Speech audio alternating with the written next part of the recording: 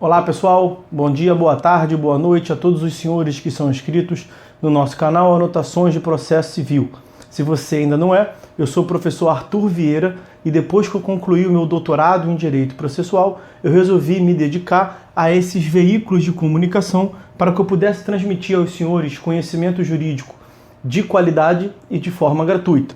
Aqui eu vou pontuar o meu e-mail de contato para que eventuais interessados possam estabelecer um contato mais direto. Inclusive, nós podemos eventualmente considerar a hipótese de publicar um artigo científico em conjunto, tá certo? Bom, gostaria de pontuar também com os senhores o nosso canal no YouTube.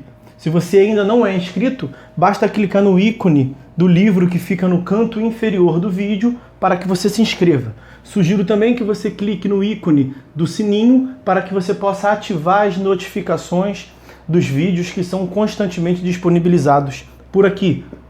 Gostaria de apresentar também aos senhores a nossa plataforma acadêmica, arturvieiracursos.com.br, arturvieiracursos.com.br, onde os senhores encontrarão cursos online de modo gratuito, inclusive com a emissão de certificado válido em todo o território nacional. Tá certo? Então, após a pausa, nós vamos tratar do vídeo de hoje.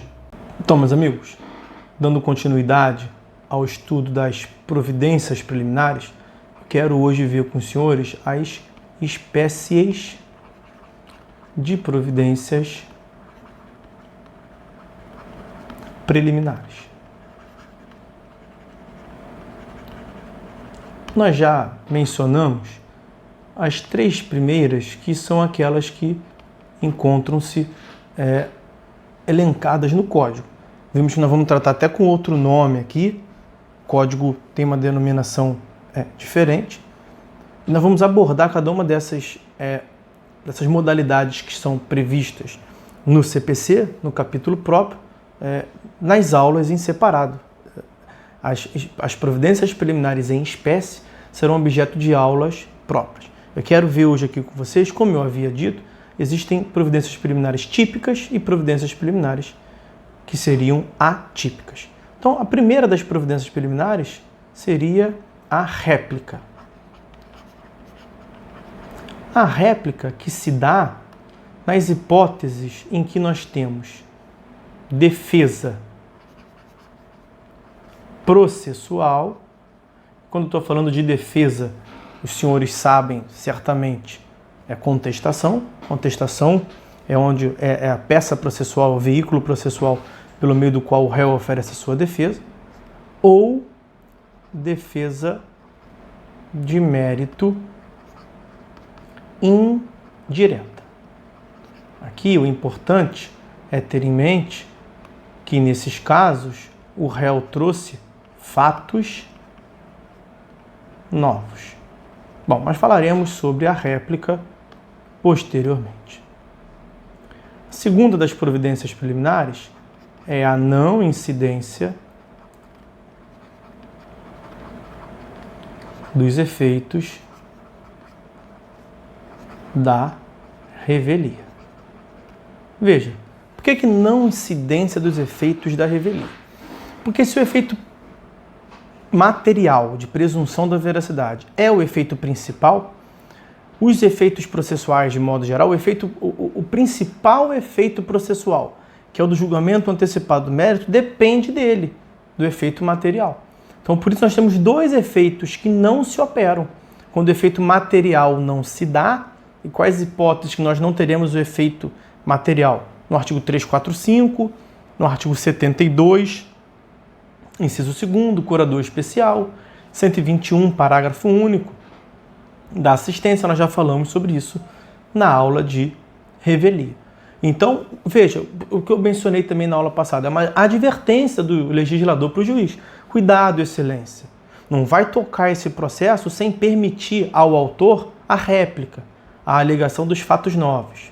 Cuidado, excelência. Não vai tocar esse processo achando que que teve revelia, necessariamente você vai ter que julgar antecipadamente, vai aplicar o efeito material. Não, veja se não é uma das hipóteses do 345. Então é nesse contexto que serve, que atua as providências preliminares. Então, se não teve a incidência dos efeitos materiais da revelia, basicamente o que o juiz vai determinar? Vai determinar que venham provas. Porque não tem presunção, para formar alegação, nós já vimos aqui várias vezes o que se precisa. Alegações mais provas. Já tivemos alegações no processo, para cognição falta provas ou presunção. Não vai ter presunção, então vai precisar de provas. Uma terceira providência preliminar é o do saneamento. Nós falaremos aqui do saneamento, mas eu posso adiantar que o saneamento, o Código fala do saneamento em diversas passagens. Ele fala do saneamento no 352, vai falar no 357, inciso 1º, fala no 139, inciso 9º. Então o Código tem toda uma lógica de evitar vícios processuais. O processo civil brasileiro, o processo civil contemporâneo é um processo civil da deformalização, da efetividade. Falaremos sobre isso. Então, essas são providências preliminares típicas, são as que estão previstas no capítulo do CPC. Mas, além delas, nós temos ainda outras providências preliminares, atitudes que o juiz deve tomar depois de superada a fase da resposta do réu, que não estão no capítulo do Código, mas estão espalhadas pelo Código ou pelo ordenamento jurídico. Quer ver? Uma quarta providência preliminar. A intimação ou a citação, aí vai depender do caso, do reconvindo, do réu da reconvenção. Intimação do reconvindo quando é o autor da ação originária, porque ele já é parte do processo. Citação do reconvindo quando for o caso de uma ampliação subjetiva, quando for um terceiro até então, sujeito que não é parte na demanda originária. Ok? Artigo 343, parágrafo 1º. Os senhores vão encontrar essa previsão lá. Isso se dá logo depois da resposta do réu. Bom, uma quinta providência preliminar. Citação, só pode ser citação. Citação do terceiro nas intervenções de terceiro forçadas. Quais são as intervenções de terceiro forçado? Denunciação da lide, chamamento ao processo, incidente de desconsideração da personalidade jurídica, mas não faz muito sentido ele aqui, providência preliminar em relação à IDPJ, geralmente quem alega é o autor, e amicus curiae, também não faz muito sentido aqui. Então, mais denunciação da lide. Denunciação da lide está lá no artigo 196, a previsão de citação do denunciado, e no chamamento ao processo, vejam o artigo 131. Uma sexta providência preliminar, que eu quero destacar com os senhores, é a intimação de órgãos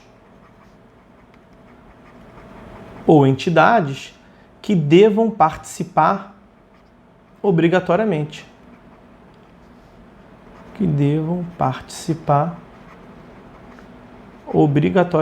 Do processo. Um grande exemplo é o Ministério Público, do artigo 178 do CPC.